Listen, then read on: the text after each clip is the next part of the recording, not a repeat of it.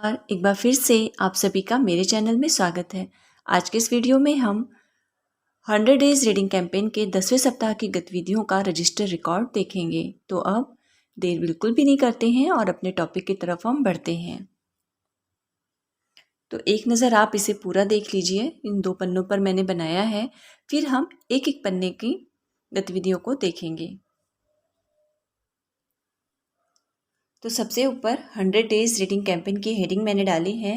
उसके बाद एक तरफ दिन दिनांक और साझा की गई रीडिंग कैंपेन गतिविधियां सप्ताह संख्या 10, जो कि 14/3/2022 से 19/3/2022 तक है।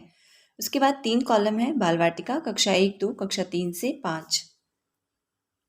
सोमवार दिनांक 14 को बाल वाटिका के लिए है सुनो कहानी कुट्टी, कक्षा 1-2 के लिए पढ़ो कहानी रंग, कक्षा 3 से 5 के लिए है पढ़ो कहानी कलर्स।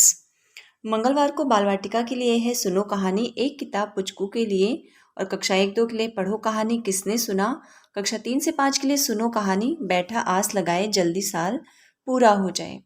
फिर बुधवार को बाल वाटिका के लिए सुनो कहानी होली की कविता, कक्षा 1-2 के लिए है पढ़ो कहानी बोलो एक सांस में, और कक्षा 3 से 5 के लिए पढ़ो कहानी तितली और इंद्रधनुष।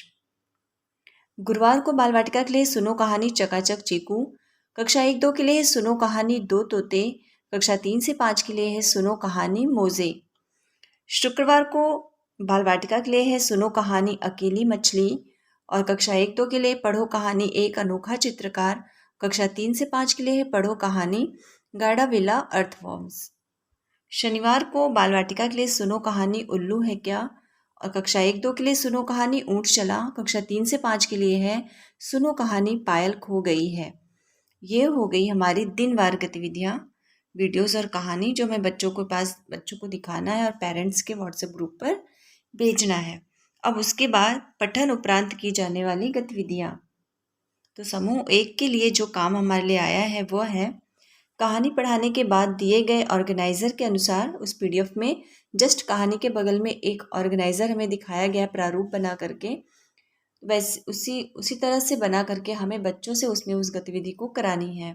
तो यहाँ पर मैंने लिख दिया है कहानी पढ़ाने के बाद दिए गए ऑर्गेनाइज़र के अनुसार उसी कहानी के बारे में लिखने के लिए प्रेरित किया गया। बच्चों ने इस गतिविधि को पूरे मनोयोग के साथ पूरा किया। समूह 2 में कहानी पढ़ने के बाद बच्चों से उनके मनपसंद कहानी के पात्रों को लेकर नई कहानी बनाने के लिए प्रोत्साहित किया गया। बच्चों ने अपने पाठ्य पुस्तक के कहानी पर इस गतिविधि को पूरा किया। तो ये हो गया हमारा पठन उपरांत की जाने वाली गतिविधियाँ। अब हम अपना दूसरा पन्ना देखते हैं। आप इसका स्क्रीनशॉट ले सकते हैं।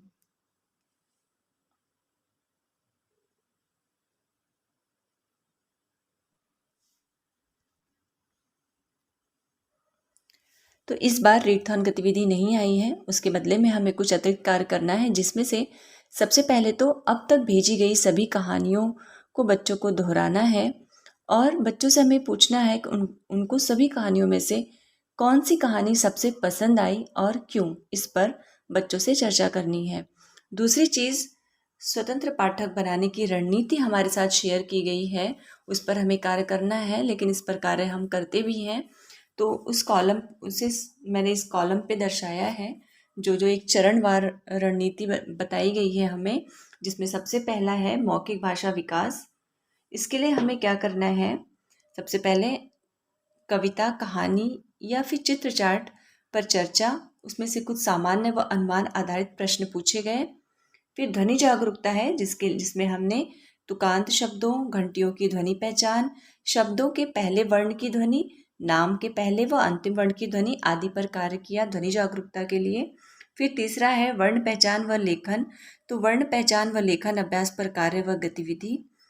चौथा है शब्द भंडार, इसके लिए हमने लेबलिंग का कार्य किया, जैसे कि कुर्सी, मेज, दरवाज़ा, खिड़की आदि पर उनके नामों की पर्ची चिपकाकर उनके पसंद के फल या सब्जी, रंग आदि के नाम बोर्ड पर लिखकर। फिर पांचवा है स्वतंत्र पठन, इस पर हमने पुस्तकालय में काम किया।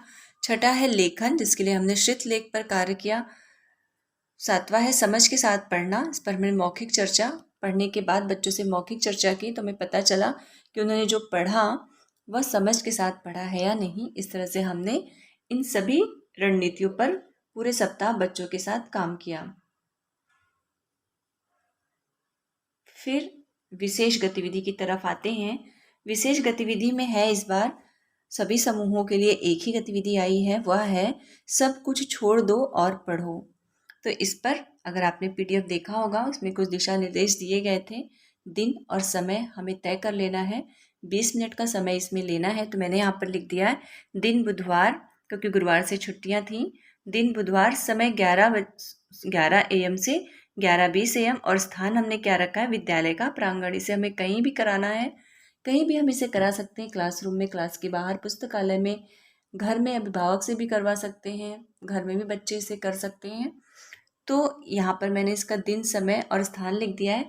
फिर उसके बाद बुधवार को 11 बजे से विद्यालय के प्रांगण में पेड़ की छाया के नीचे बच्चों के साथ शिक्षकों ने भी एक साथ गोलाकार में बैठकर कई प्रकार की पठन सामग्री के माध्यम से सब कुछ छोड़ दो और पढ़ो, इस गतिविधि को पूरी सक्रियता के साथ पूरा किया। क्योंकि ये गतिविधि सभी को करनी है, बच्चों के साथ हमें भी बैठ के पढ़ना है। तो